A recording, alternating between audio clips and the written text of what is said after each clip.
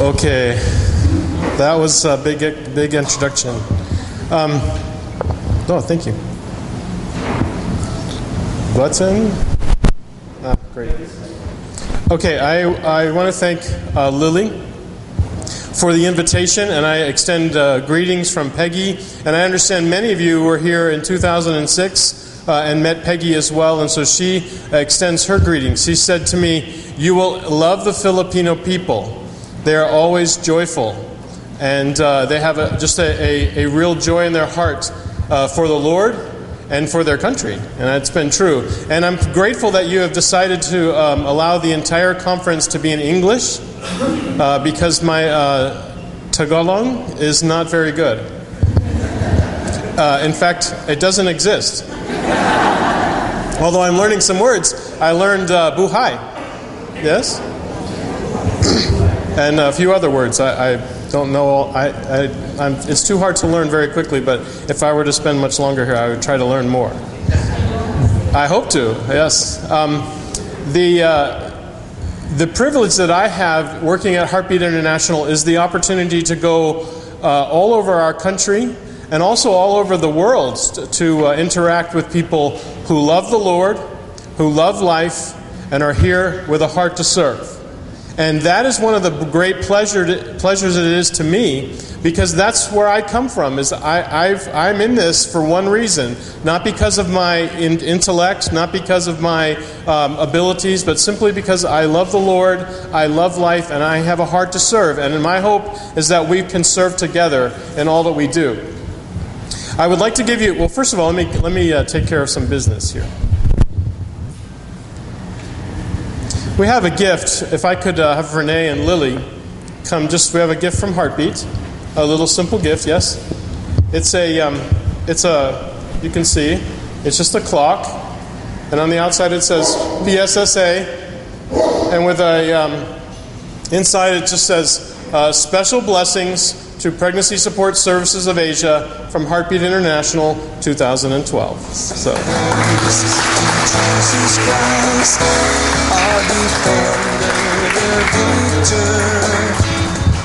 Thank you very much. And here's the box over here, so you can transport it. I have a PowerPoint, and I'm going to get to that. I promise I'll be finished before lunchtime. But I wanted to tell you a little bit about my story and how, before I got to meet Lily, how I got to be involved with the pregnancy help ministry. Back when I was a much younger person, I personally I was not attending church. I was really not living for the Lord at all, and I was doing things my own way and the things that I thought I needed to do, and consequently, I was involved with a young lady, and she eventually became pregnant, and she had an abortion, and I was a participant in that. And that's something that I deeply regret. For me, abortion is not something other people do, it's something I have done. But the one thing I know, I have learned, is that the Lord is a God of forgiveness. And that's one thing I've been able to embrace, is that God has the ability to forgive me because I could do nothing without that forgiveness. And so I'm excited to hear even more tonight when they talk about post-abortion ministry. And I appreciate the fact that that is a key part of this conference because it is very important. But I want you to understand, I don't come to this stage and to this spot because of the right things I have done. I come because I come with humble humility that the Lord has blessed me and walked with me. And it was from that understanding that I started to go to church and began to receive His grace. And it was a pastor that came to to speak to us. And he said some things about the issue of abortion. He said, for instance, he says, abortion is not a political issue. And I looked at him like, what? Of course it is. He says, no, abortion is not even a moral issue. I said, what? Of course it is. He says, first and foremost, abortion is a gospel issue. And I was penetrated to my heart. And actually, immediately from that church morning, we left that building, several of the church people, and we went and we stood in front of an abortion doctor's office with signs, and we picketed, and we became active. And it was that moment that began to switch my mind and my heart towards the things of life. And I went on from there. It was a Sunday, by the way, and the abortion doctor was not even having office hours, so no one was in the building, but we at least we took the step of being faithful to protest. And I went from there, if you were paying attention in the 80s, there was this late 80s, there was a group called Operation Rescue. How many of you heard that? Okay, Operation Rescue, what they would do is they would go and they would picket in front of the abortion clinic silently and prayerfully, but try to close it down by sitting in front in an act of civil disobedience. And it was patterned after our civil rights movement of the 60s and 70s, where you have like Martin Luther King Jr. and those things that were occurring, and we were prayerful, and it was nonviolent, or it was intended to be nonviolent. And so I just was compelled to get involved in that. And consequently was arrested on a couple of occasions, spent a weekend in jail at one point, and when we were done with that, I went and I was talking to the pastor of my church, and he said to me, he said, "Hey, there's this thing opening in the community, and it's called a crisis pregnancy center." I didn't know what that was. And he said, "Would you go and investigate and find out what they're doing and let me know and report back to me?" So I went and I visited with them. I talked to them. I had the opportunity to walk into their building. They had a little office, or they had a little space in a small building with several stores. And they were making an office. They had the frames, the wood frames up, but they didn't have the walls yet. And they needed an electrician. Now, I am not an electrician. In fact, when I touch electricity, bad things happen. There are two things I don't do in my own house. I don't do electricity, I don't do plumbing. Because it just doesn't ever end well.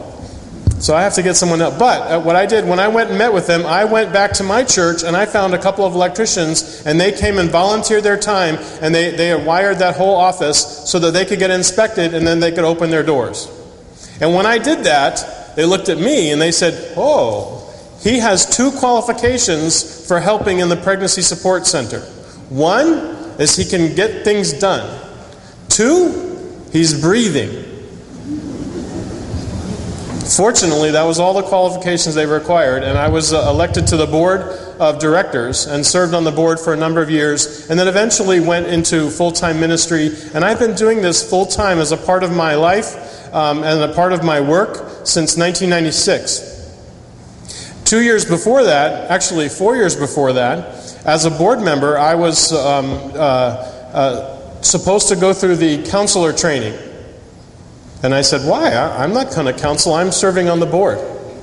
I said, "No, it's a requirement. You have to go through the counselor training." And I thought, "Okay, I'll do it." I waited until the very last opportunity. I waited almost a year to go. And when I did, I went and sat behind somebody who sat just in front of me. And at one point, we had like an exercise to do where we were communicating, and we had to pair off. And there were 30 women in the room and 2 other men, and they were married to someone else in the room.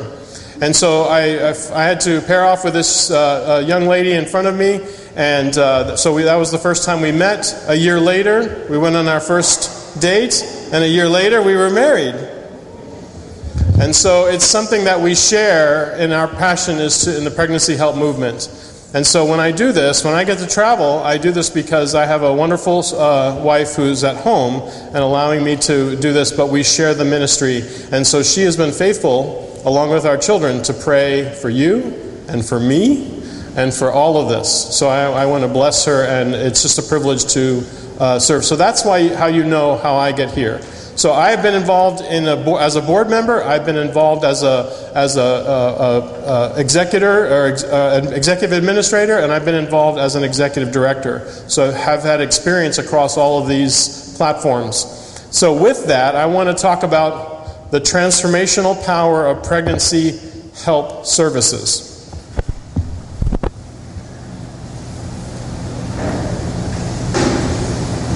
Pregnancy help services are really life-affirming efforts specifically geared to helping those struggling with unplanned or unintended pregnancies through intervention, involved in the crisis, prevention, risk avoidance, and of course reconciliation or healing the wounds of a past regret.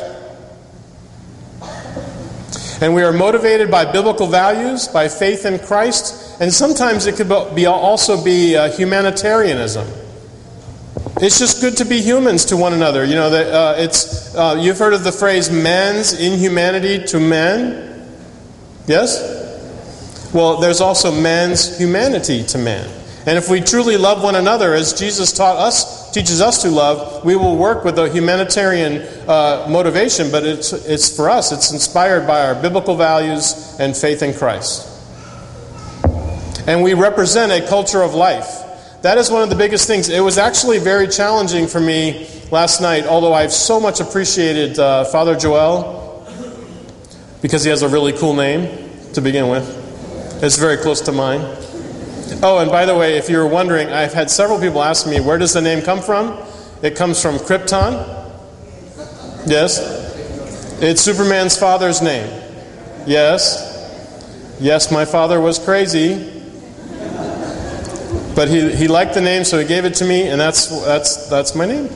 In fact, all three of my kids have Superman names. You're probably wondering, oh, Lily, who did you invite to come speak to us? My oldest son, his name is Jared, but his middle name is Kal-El, which is Superman's name on Krypton. If you have any knowledge of this, my girl, who's now 12, her name is Kara, and Kara is Supergirl's name. And my youngest, first name is Joel, like the prophet, but his middle name is Kent, like Clark Kent. Yes. So, okay, we'll move on. But one of the things that Father Jor-El was talking about last night, he made a lot of references to the U.S. Roe versus Wade. And it is extremely challenging to hear about the country that I grew up in, that I am a native of, being a poor representation. But it's true. And it's been very difficult. And it's been difficult to watch of a culture that was grounded in life. And so I applaud your country for having abortions that are to have it legal, but I also know that the truth is that it is happening. And there are many countries where abortion is wide open. In fact, we were talking at breakfast. I've had to Moscow in Russia, and in Russia the average number of abortions per woman is 7. Now this is very much higher than us, but it's a reality because they've had abortion since 1920, and they have health care that provides it no cost. So it literally becomes an avenue that they have. We were talking about how devastating that is. So, but also understand, and some of our friends in the Latin American countries, where they're very strong Catholic countries, also where abortion is illegal, but happening in numbers that are staggering, and not nearly as difficult to find as it is in the Philippines, because they're teetering on accepting that in their culture. So it's very challenging. And in the U.S., we talk about 1.2 million abortions annually. That's in the U.S. But worldwide, there are more than 50 million abortions worldwide every year. So it's a difficult thing. So we're here to represent a culture of life. And pregnancy help, in the places that I've been and the things that I've seen, comes in many shapes and sizes. They come in houses. They exist in office buildings. They are even mobile. We have mobile units, RVs that are especially rigged to drive around and to stop at various places, like, for instance, a mall or a shopping center, that they can. So they're mobile. They also, you can see the park bench at the very top. They can happen in the middle of a park. In fact, that's the story of a center in South Africa that got started. They would talk to the girls on the phone, and they would say, "Meet me at the park," and they would actually minister at the park bench. So they come in all shapes and sizes, budgets that are high and budgets that are very low. Numbers of people. In fact, we have one center that's located in Ohio, where in the state that I live in, and they have over 100 paid employees. Now that's a lot. That's unusual. But many centers have only one or no paid employees. They work from volunteers. So it's a wide spectrum. So they do come in all shapes and sizes. And pregnancy help comes through various methods. It comes by phone. They have counseling rooms that are made to meet. They have, you see in the lower, you probably can't see that very well, but there's behind the ladies there are stacks of baby items that they give away, material needs, material support. There are ultrasound, you can see in the top right. Ultrasound is a growing tool for pregnancy centers. So the methods come various ways, but one of the most important ones is by phone.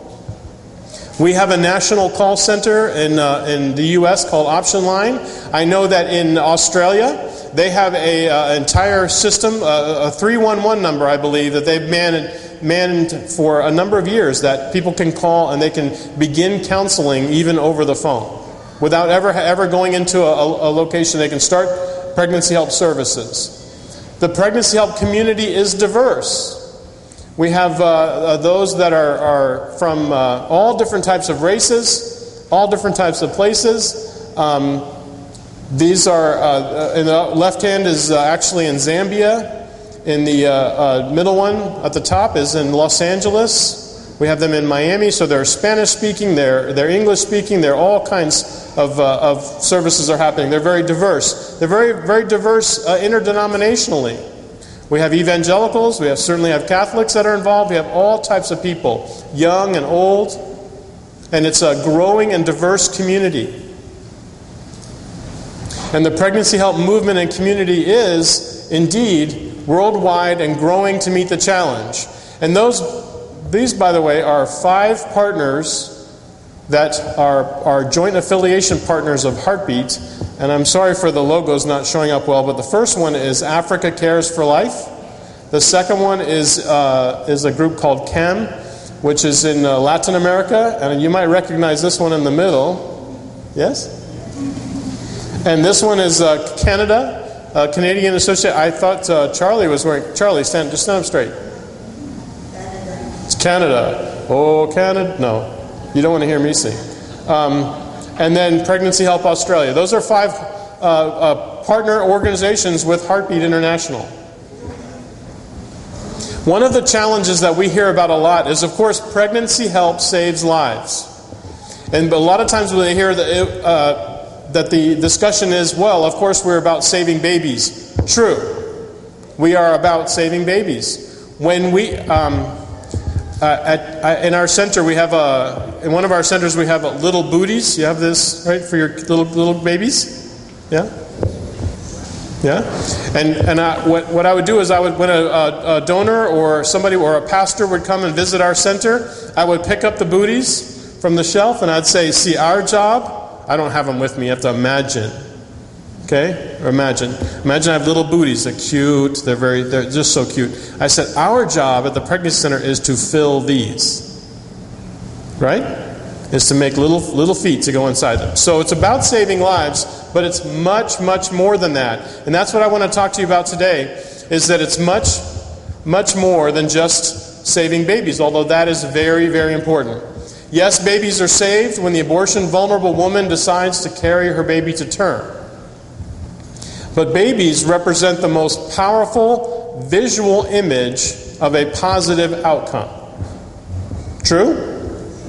Nothing cuter than a little baby, right? Nothing cuter than a little baby. Although I don't know what it's like in the Philippines, but in the U.S. they take pictures of the baby right when they're born. Do you have this in the hospitals here? Right? Those are the worst pictures in the world, I think. In fact, I think that if they test the person that takes the picture and they take a good picture, they say, you can't work here. Because that's when the baby comes out and it's all scrunched, and that's not the prettiest picture of that baby you're ever going to see.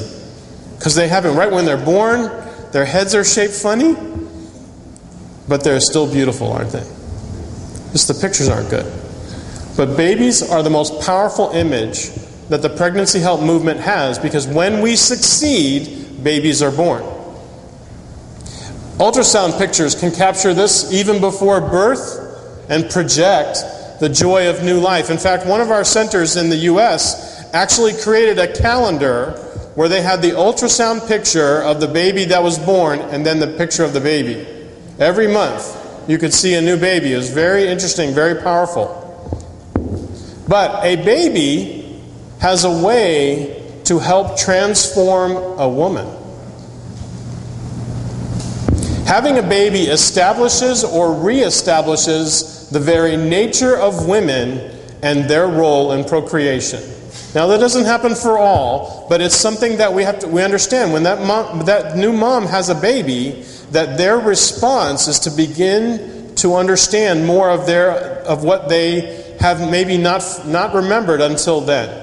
It's one of the things that the Pregnancy Center is trying to overcome, is to help them reconnect with that understanding. Because that's one of the reasons why they choose abortion, is because they have lost that understanding. Or they are ignoring it. A baby calls upon the woman to connect with her mothering instincts. Now, I know that you know this. I know that each of you know this because of where you stand and how you value life.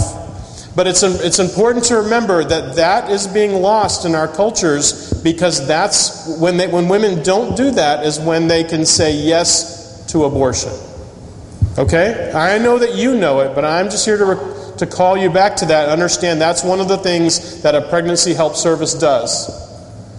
Despite the potential economic and social difficulties, a baby can serve to stabilize a woman's lifestyle. Can I tell you a little story? How many of you have seen Wild West movies from the United States? With the cowboys, right? And the gunslingers, and a Wild West. And you think, how did these people survive that time? Right? Is it still like that today? Now, I know some of you think that's the way it is in Texas. At least I've been told. People from other countries come to Texas and they say, where are your cattle? Right? Where are the horses? Where's your guns? No, it's not quite like, well, some of them have that, but. And by the way, all of Texas is not like Dallas, the show. No. And there's a movie called How the West Was Won. Have you heard this movie? Okay. But the movie doesn't really tell the story. Do you know, and I've seen this actually in a number of actual scholarly studies. Do you know what the single reason why the West was tamed? Right? It was crazy, lawless, and there were people that would kill one another. How did they overcome that?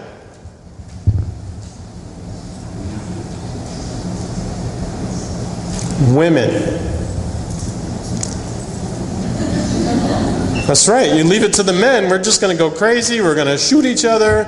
But the women, because if you go back to that period in our country in the 1800s, it was only men. The men rushed out to the gold, and the gold rush of 1849, and they were the ones out there. And what happened was, as the train was developed, women moved out there, and they said, enough of this.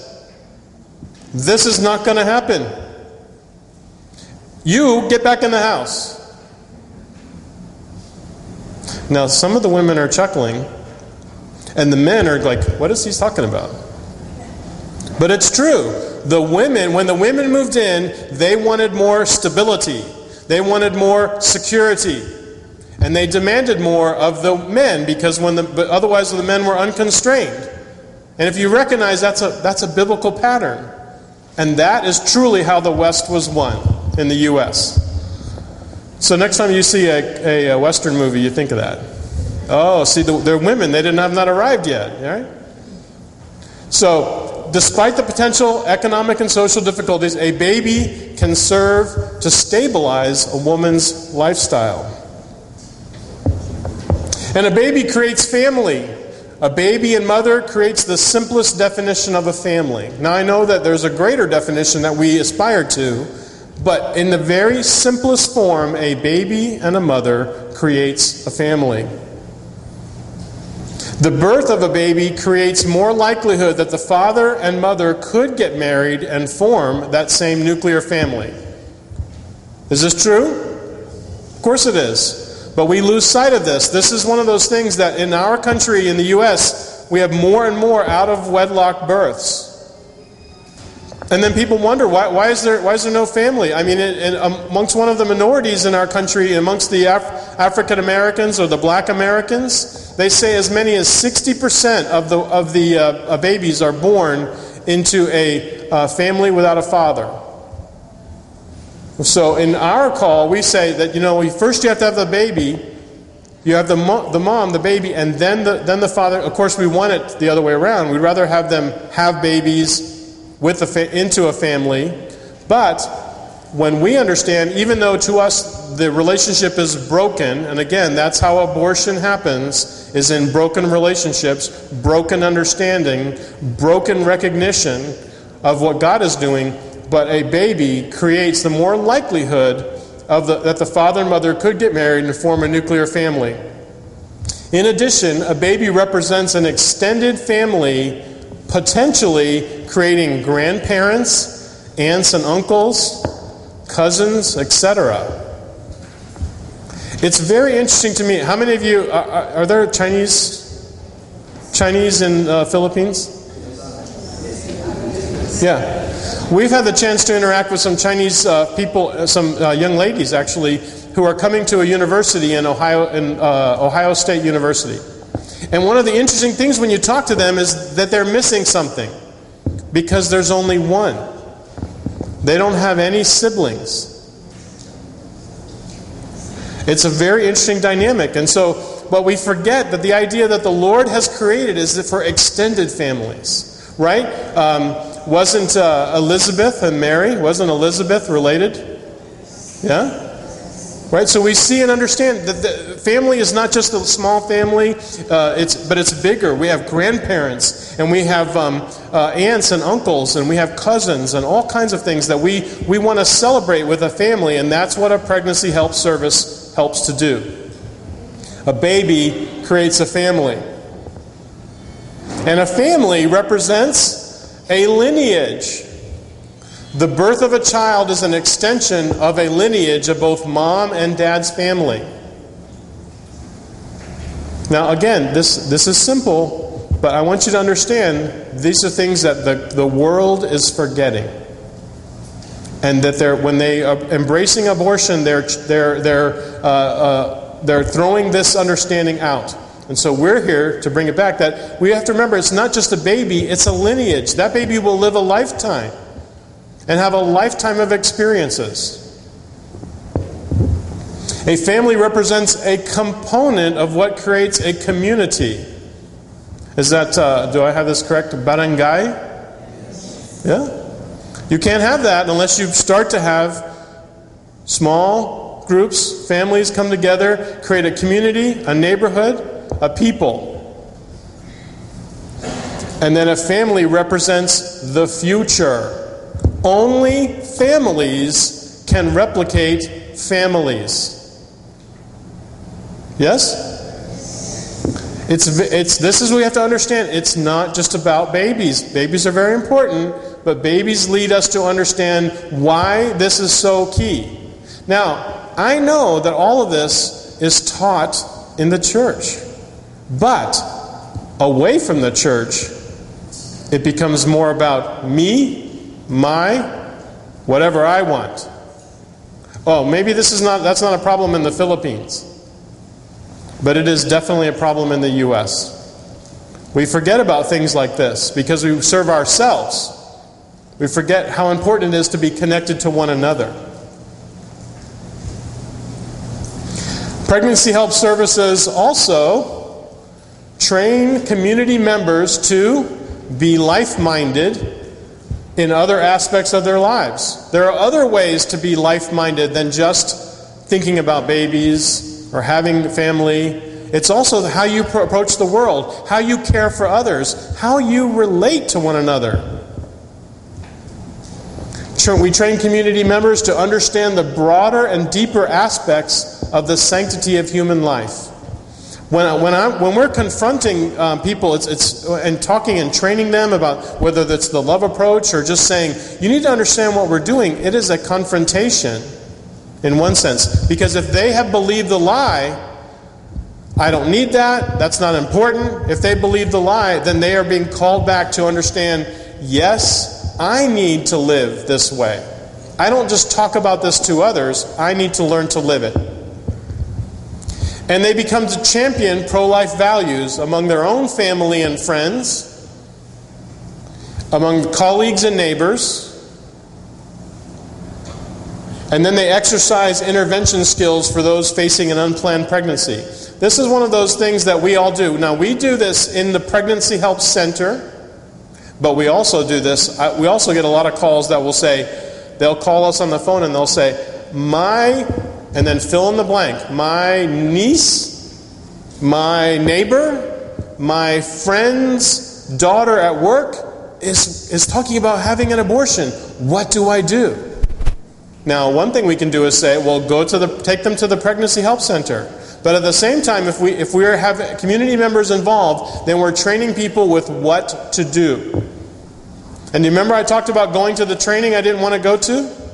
What I learned was those are skills that I can use to help talk to others who are in that crisis. So that I can do that. Even if the Lord should allow me the opportunity to do that, that's what I would have the ability to do. Pregnancy help services also impact eternity. Why? Well, we serve in the name of Jesus, right? Sometimes we're the only Jesus that some people will ever see. Now that's scary because I don't really look like anything like Jesus. Okay, that was supposed to be funny. I don't look anything like Jesus. And there are times that I don't act anything like Jesus. But I have the chance to serve this person in the name of Jesus. And that's what I'm here to do. And we model Jesus to others. We get to learn to live compassion, live the great commandment, and to love one another. We get to speak life and life everlasting. Even as we speak about not just life in this world, right? We want to talk about life forever with the God who loves us. And we seek to call those who would hear to connect with the body of Christ in a closer way. And of course, that's evangelizing or affirming biblical values. And when we have life-mind community members, they communicate life through everyday living.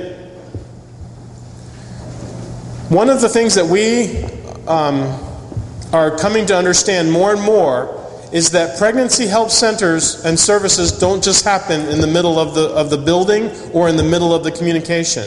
They happen in a community, and we're in a different place in the U.S. We are battling against the culture of death that has already taken deep root in our culture. Okay, today, if we talk to someone who is of childbearing age, who is 38 years old, in our country, they have never known an America without abortion. They have never known an America without abortion. And so we are working in a culture of death that is a fabric of our culture, and it is something that we're battling. And so when we have the chance to have life-affirming community members, they learn to communicate that in their life wherever they are, whether they're on the job, whether they're in the university, whether they're in school, whether they're anywhere. And so that's what we're trying to do, is create more and more of a culture of life. And then we learn to champion life to others in the community with our spheres of influence, whether it's with children, schools, or politics, right? And then we have the chance to create other life. We can have a population with strong pro-life values have higher birth rates. That's statistically proven. Population with strong pro-life values have higher birth rates than pro-abortion ones. And you think, of course. Of course. That's one of the problems in Russia right now. In fact, Russia, last year they enacted their very first pro-life law. Very first pro-life law. They've had abortion since 1920. What they realize now is that pretty soon, in just a couple of generations, there will be no more Russians. None. None to count anyway. Now, population in Russia is growing, but they're all immigrants. They're all coming in from other parts of the world. And if you go to Moscow, you can see influences of many other cultures, many other demographics.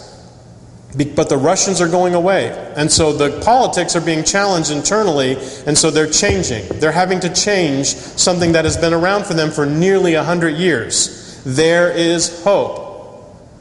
I am praying that I think if it can happen in Russia, then maybe it can happen in the U.S. And then we have this thing called the Roe effect. Have you heard about the Roe effect? The Roe effect is people who are pro-abortion have abortions. And when people who are pro-abortion have abortions, there are fewer people that are pro-abortion. Oh, and over here, there are people that are pro-life. And the people that are pro-life have more children. Right? And when the people that are pro-life have more children, the children tend to be pro-life. So what happens over time? There are more pro-lifers and fewer pro-abortion. And that's the Roe effect. Okay? And what happens in that situation is you will eventually begin to change a culture and turn the tide if we can continue to have pregnancy help services and this idea of life-affirming values that working throughout the community to build the culture of life. And that's what we want to have. In fact, in the United States, just a few years ago, for the very first time since the beginning of Roe versus Wade, the majority of people identified themselves as pro-life individuals. 51%. Now that's no small task. I don't know about your media, but our media, you know what they make pro-lifers look like? Like we have 3 heads, and we're weird, and we kill people, we shoot doctors and bomb buildings. That's not true. We love people. We affirm life. That's why we're pro-life. And so when 51% of the people in the U.S. describe themselves as pro-life, that's really saying something. And we can only see that grow. We believe that it will continue to grow. And so what I want to show you with this is pregnancy help ministries do more than just save babies. You see, they interact with women and men in need, of course. By the way, one of the largest growing services that pregnancy help centers in the U.S. provide is to men. We have a men's ministry. There's a statistic in the U.S. that says that 63 or 64% of women say that if only the men had encouraged them, they would not have had an abortion. So there's this phrase. Have you heard this phrase? Oh, of course you have. You have Spanish influence. It takes 2 to tango. You have the tango in the Philippines? And it takes 2. But too often we focus only on the women. And in reality, we need to also find ways to reach the men with the image and understanding of fatherhood, of love for the woman, and of care for their own children. So you can see they interact with women and men also in the schools. I was hearing about some people doing presentations in the schools, right? Do you have any that are doing that? Yes? Schools, working with social services community, also with the media. Now, is the media in the Philippines, are they friendly?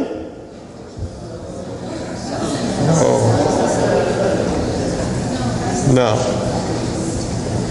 But this is something that happened. How am I doing on time? Okay. This is something that happened in the U.S. This is very interesting. How many of you know we had a new president elected in 2008? Yeah. Barack Obama. It was devastating to the pro-life community, because all the gains that had been made under Bush and under some presidents before them, with before Obama was elected in 2006, the Republicans lost the Senate and the House, our upper and lower Congress, to the Democrats, who have a pro-choice platform. And in those span of that happening, and then with Obama coming in, they wiped out several things that we had gained instantly, like that. Just by executive order, it was done. And so we were crushed. We were concerned. We as a pro-life community, we were like, what is going to happen? How could this happen? We had spent so much time and energy working in the political spectrum. And you know what happened? Something very interesting to us happened. Because our friends who are been so engaged going to Capitol Hill and going to Congress, and we do that, but they were trying to get influence in the legislation. They didn't know what to do, because they had almost now no friends in those areas. Meanwhile, the pregnancy help centers, who don't like politics too much, didn't want anything to do with that, suddenly became the strongest position politically. Why? Because we were just doing something that cared for people. And the lives that we have interacted with cannot be undone by legislation. There are people walking around today. There are marriages and families and couples and babies and more generations because of the work of pregnancy help centers that could not be undone by a legislation. I don't care what president was elected. They cannot undo that. And so suddenly, the pregnancy help centers had more standing. We want to know more about this. And then people began to take more notice. And when people took more notice, what then happened? Planned Parenthood and the abortion industry decided to attack us as well, right? So suddenly we would get known by everybody, and then we came under fire for other things. That's okay. That's okay. One thing I want the other side to do is know when we wake up in the morning and get out of bed, right? We're coming after you. Why? Because we have the better values. We have a stronger case. And we have a bigger God. Right? Yes. So the pregnancy help ministries impact the social services community. We have a lot of social service community that they say, they'll go in and say, well, I need this and this and this. And they'll turn around, well, you might want to go to the pregnancy help center, because we know that they can help you. We can't give you everything, but they can help you. Or the legislators and in the churches, and even in the business community. One thing about the business community they need to understand, we're on their side. We're producing future customers. Right? We produce future customers. That's good for business. So, the heritage of pregnancy help services today includes lives and lifetimes. I have learned, there was a pastor in the U.S., and he was very careful about using the term lifetimes. And I've just been taking that to heart, because we're not just talking about lives, we're talking about lifetimes, about marriages and couples and future family. And the very thing that Father Joel was pointing out last night about the cartoon, God, why have you not sent the cure for cancer? Well, I did, but you aborted it. Well, but see, that's why we have lifetimes. The people that are being born and impacted by pregnancy help services will go on to do things that will bless us as a people. And we have parents who chose life for their kids, who do not have the pain of regret, who celebrate life. And we have families who support life-affirming work. There's nothing greater than to have... I know of several pregnancy center directors in the U.S. who themselves were clients in the center at one time. I even know of 1 or 2 that were actually babies that were saved. Now that's amazing. But that's part of the heritage that we have. And then local business owners and companies who recognize the value of pregnancy help centers as a needed element for the health of the community. And current and future leaders in politics, the judiciary, the academia, medicine, science, who survived the Roe effect and now serve in a place of influence. More and more of these exist. I know right now there's some people I have names of who are in very key positions in the legislature. They are key positions in the universities. They're doing research. They love life. They're in a very liberal environment of pro-choice people, but they're working quietly to overturn that. Why? Because of the pregnancy help services that have been going on in our country now since right before Roe versus Wade. Heartbeat got started in 1971 because abortion became legal in some of our states in 1967. Now, Heartbeat International, just to wrap this up, is advancing the pregnancy help movement worldwide. It's an opportunity and a privilege. We have now affiliated centers in over 48 countries. I think it's almost 50 countries. And we need to see more. We need to see more and more centers there. We watched carefully with Europe. Europe is becoming more and more secularized, less and less connected to life values, and their populations are dwindling, just like Russia is. We know it's happening in Japan. We know it's happening in various places where the populations are declining because they don't have a life value. So we have to advance the pregnancy help movement worldwide. And we are growing the network of service providers. We need more people saying, yes, we can do this. Yes, we can reach out to our community. And we need to deepen the vision for care and service. This is an interesting challenge in the U.S. because we're doing all kinds of things, ultrasound and other counseling and other like parenting classes and birthing centers and different things. And we're not sure what to do with all those things, but we're doing more and more of it, and we're encouraging more and more centers to get involved. And then we at Heartbeat are serving those in the pregnancy help community. That's one of the privileges that we get to work with the folks like Lily and like you, is that we're there in our office with, of course, with Peggy. She's been at this a while, but in our office we have over 150 years of experience working in the pregnancy help community. I know I don't look that old, but we do. We have several people that have been in this for 20, 30 years, 10 years, 15 years. And together we've been involved in this a lot, so we can help. We can, all we're here to do is share what we have learned. We've made mistakes. I can tell you 10 ways not to do pregnancy help services because we've messed it up. But somewhere along the way, God's grace and His concern and His compassion for us, He has shown us ways to do this.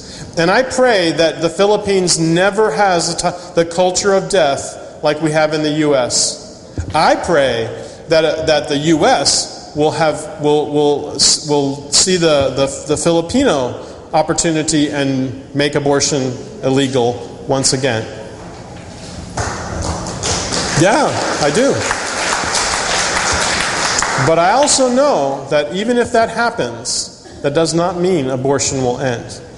And we'll always need pregnancy help services. And that it's the heart of God in action.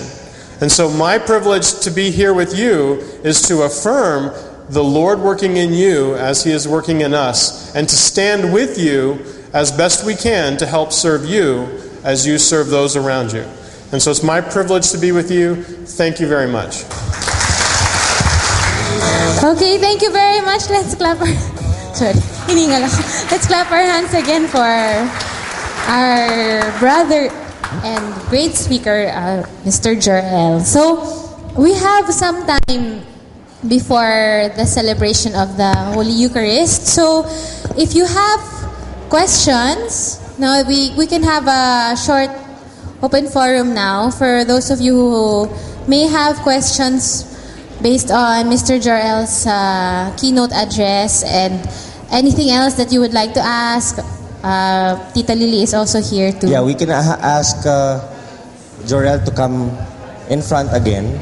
Yes. At least now I can say, Jor-El, I belong to a family. Yeah. Because I'm Clark. Is this Clark? Your Filipino son. So I'm your Filipino son. Okay. Yeah, okay. All right. So the floor is open for questions. So just raise your hand and Clark will dash like a speeding bullet to your side. And we will... We need to exchange, so you'll have... Okay, any questions? This one, I'm sure there will be. Request for funding? I think there will be more people who will come up for request for funding, especially Tito Ed.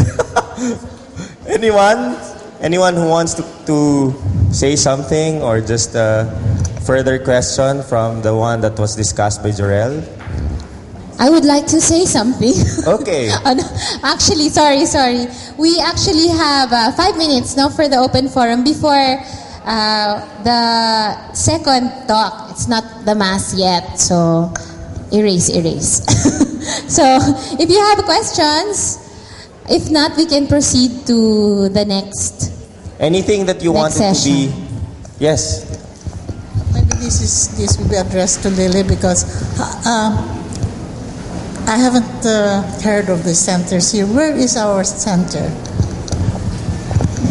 Our center, we have a few centers around Metro Manila. We have our main office is in the St. John Bosco Parish in Makati. So the PSSA office is there, and then we have one in St. John of the Cross in Pembo, Makati. We also have one in St. Andrew Parish, also in Makati. And we will open one in Holy Cross Parish, also is in Makati. Yeah, in Makati. So, and that's why we have invited you so that you can open your own pregnancy center right in your own place. Okay, so we have, I do not know if it's still, because the pregnancy center director is not here. We have one in Caloocan at San Roque Parish in Caloocan. Okay, so those are our existing in Metro Manila. They are all in Makati. Okay, most of them in Makati. So we have one in Cagayan de Oro and one in Hingog City in Mindanao. So, but as Jor-El presented to you, we work through phone counseling. So we have, oh by the way, we will be having yung stickers. So we place them everywhere. So we do get the calls there and able to help in your own parish, wherever they are. So we operate still in the parish level. Okay. CFC po ako, tapos from Diocese of Novaliches. Sister, if we want to start a pregnancy service center, what is the minimum requirement to start? You know, do we have to put up some machines or immediately or something? Okay, so minimum requirement to come up with a pregnancy center. A person. One person. One person. Yes, with a phone. Person. Okay? Even without a phone, with your cell phone.